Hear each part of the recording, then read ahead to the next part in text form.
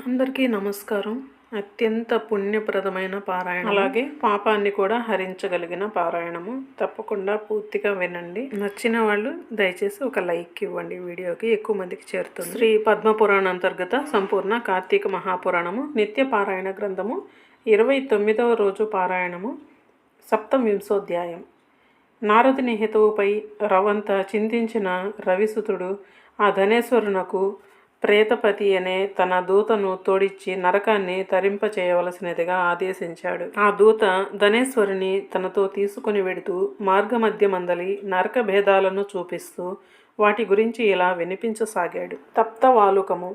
ఓ ధనేశ్వర, మరణించిన వెంటనే పాపకర్ములు ఇక్కడ కాల్చబడిన శరీరములు కలవారి దిక్కులు ఉరక్కలయ్యేలా రోధించుతూ ఉంటారు.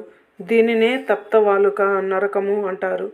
వైశ్వదేవపరులైన అతిథులను పూజించని వారు గురువులను, అగ్నిని, బ్రాహ్మణులను, గోవును, వేద విధులను, యజమానిని, కాళ్లతో తన్నిన వారి పాదాలను మా యమదూతలు ఎలా కాల్చుతున్నారో చూడు. అంధతా మిశ్రము. ఈ నరకములో సూది మొనల వంటి భయంకర ముఖాలు కలిగిన పురుగులు పాపాత్ముల శరీరాలను తొలిచివేస్తూ ఉంటాయి. ఇది 16 రకములుగా కుక్కలు, గ్రద్దలు, కాకులు మొదలగు పక్షి జంతు సమన్వితమై ఉంటుంది.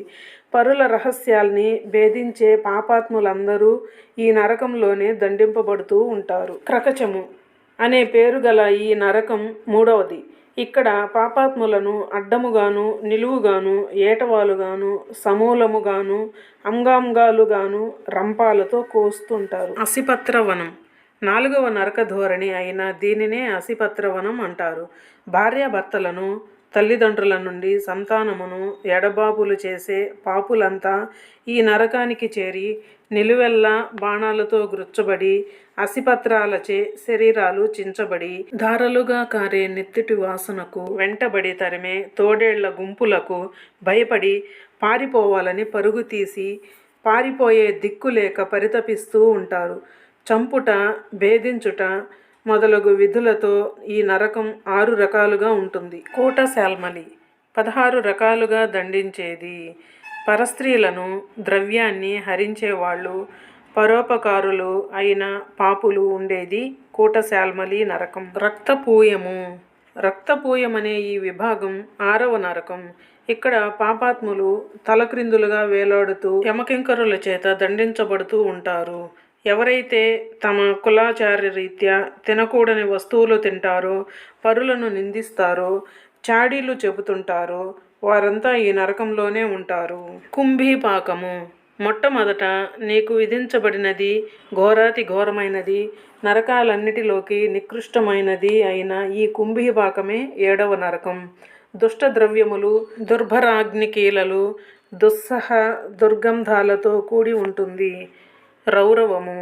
నరకాలలో 8వదైన ఈ రౌరవం దీర్ఘకాలికమని తెలుసుకో. ఇందులో పడిన వారు కొన్ని వేల సంవత్సరాల దాకా బయటపడలేరు. ధనేశ్వర, మన ప్రమేయం లేకుండా మన కంటిన పాపాన్ని శుష్కమని, మనకు మనమై చేసుకున్న పాపాన్ని ఆర్ద్రమని అంటారు. ఆ 2 రకాల పాపాలు కలిపి 7 విధాలుగా ఉన్నాయి.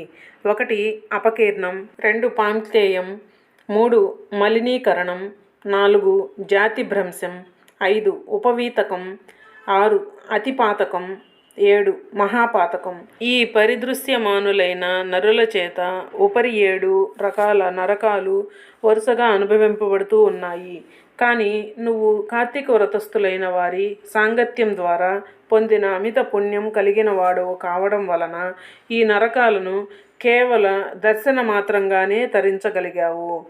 పై విధంగా చెబుతూ యమదూత అయిన ప్రేతాధిపతి అతన్ని యక్షలోకానికి చేర్చాడు.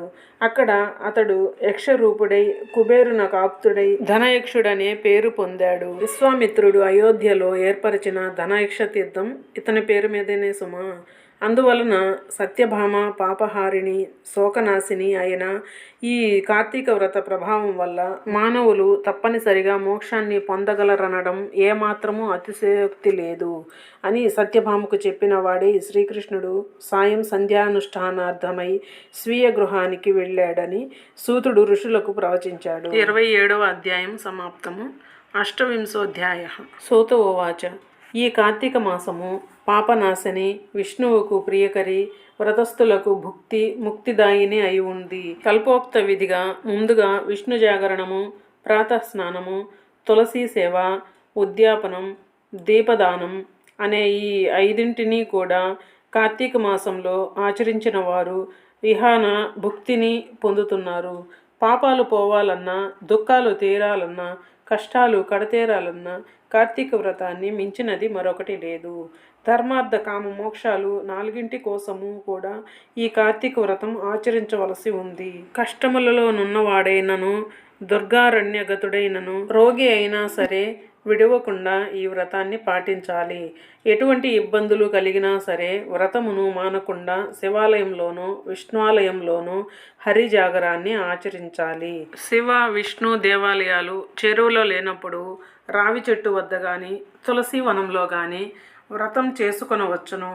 విష్ణు సన్నిధానంలో విష్ణు కీర్తనలు ఆలాపించేవాళ్ళు, సహస్ర గోదాన ఫలాన్ని, వాద్యాలను వాయించేవాళ్ళు అశ్వమేధ ఫలాన్ని, నర్తకులు సర్వతీర్థాల స్నాన ఫలాన్ని పొందుతారు. ఆపదల ఎందున్నవాడు, రోగి, మంచినీరు దొరకనివాడు వీళ్ళు కేశవనామములతో లాంఛన మార్జనమాచరించితే చాలు. వ్రతోద్యాపనకు శక్తి లేని వాళ్ళు బ్రాహ్మణులకు భోజనం పెడితే సరిపోతుంది. శ్లోకం. అవ్యక్త రూపిణో విష్ణు స్వరూపో బ్రాహ్మణో భువి. శ్రీ మహావిష్ణువు యొక్క స్వరూపమే బ్రాహ్మణుడు. కావున కార్తీక ముందు బ్రాహ్మణుని సంతోషపరచడం చాలా ప్రధానం. అందుకుగాను శక్తి లేని వాళ్ళు గోపూజ చేసినా చాలును.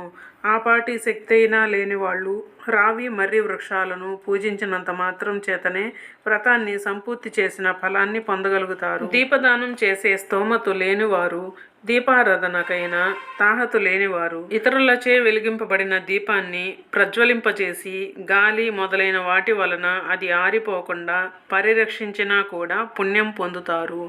పూజకు తులసి అందుబాటులో లేనివారు తులసికి బదులు విష్ణు భక్తుడైన బ్రాహ్మణుని పూజించాలి. రావి మర్రి. సూతుడు చెప్పినది విని ఇతర వృక్షములన్నిటికంటే కూడా రావి మర్రి వృక్షాలు మాత్రమే గోబ్రాహ్మణ తుల్య పవిత్రతనెలా పొందాయి అని అడిగాడు సూతుడు. పూర్వం ఒకసారి పార్వతీ పరమేశ్వరులు మహాసురత భోగంలో ఉండగా కార్యాంతరం వలన దేవతలు అగ్ని కలిసి బ్రాహ్మణ వేషధారులై వెళ్లి ఆ సంభోగానికి అంతరాయం కలిగించారు. అందుకు కనిసిన పార్వతీదేవి సృష్టిలోని క్రిమికీటకాదులు సహితము సురతంలోనే సుఖపడుతూ ఉన్నాయి. అటువంటిది మీరు మా దంపతుల సంభోగ సుఖాన్ని చెడగొట్టారు. నాకు సురత సుఖభ్రంశాన్ని పాటించిన మీరు చెట్లయి పడి ఉండండి అని శపించింది. తత్కారణంగా దేవతలంతా వృక్షాలుగా పరిణమించవలసి వచ్చింది. ఆ పరిణామంలో బ్రహ్మ పాలాస వృక్షంగాను, విష్ణువు అశ్వత్థంగాను, శివుడు వటముగాను మారారు. బ్రహ్మకు పూజార్హత లేదు. జగదేక పూజనీయులైన శివకేశవ రూపాలు గనుకనే రావి మర్రి వృక్షాలను అంతటి పవిత్రత కలిగింది. వీటిలో రావి చెట్టు శని దృష్టి సంబంధితమైన కారణంగా శనివారం నాడు మాత్రమే పూజనీయమైంది. ఇతర వారాల్లో రావి చెట్లను తాకరాదు సుమా అంటూ చెప్పడాన్ని ఆపాడు సూతుడు. 28వ అధ్యాయం సమాప్తము. 29వ రోజు కార్తీక మహాపురాణ పారాయణము సమాప్తము. నేను ఈ పురాణాన్ని చదివే క్రమంలో ఏదైనా తప్పులుంటే మన్నించండి. మీకు నచ్చినట్లయితే ఒక లైక్ ఇవ్వండి. ధన్యవాదములు.